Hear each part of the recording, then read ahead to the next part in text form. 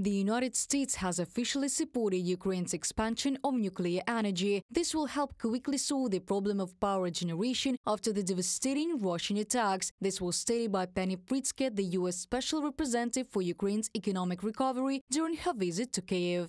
It's up to the Ukrainian government to determine the long term how it wants to generate its power.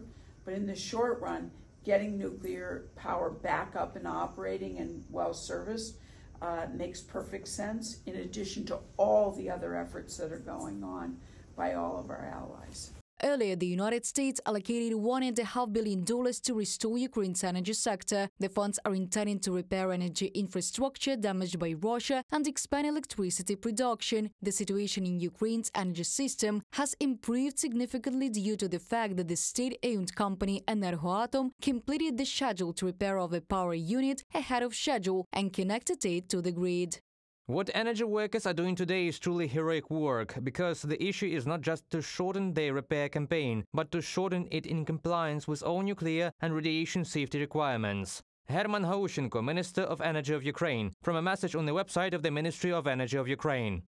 Ukraine's response to Russia's shelling of critical infrastructure has been attacks by the Ukrainian armed forces on Russian oil refineries. Their goal is to stop fuel supplies to the Russian military and reduce exports, the income from which the Kremlin uses to finance the war. Oil is one of the main sources of income for Russia. It provided about 35% of the country's budget. Now the State Duma is proposing to introduce quotas on the sale of petrol. A letter with such a proposal was sent to Deputy Prime Minister Alexander Novak by Deputy Speaker of the State Duma Boris Chernyshov, Izvestia publication writes.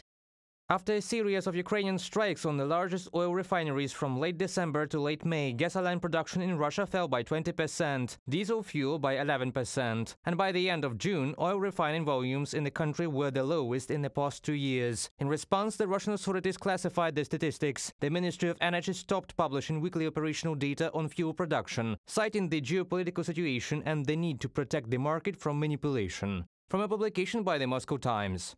On the night of July the 28th, the Ukrainian military personnel struck the Polevaya oil depot in the Kursk region of Russia. This facility is critically important for the Russian army. The General Staff of the Armed Forces of Ukraine confirmed the strike on the oil depot. According to Ukrainian intelligence, Russian air defense systems were operating in the area where the facility was located.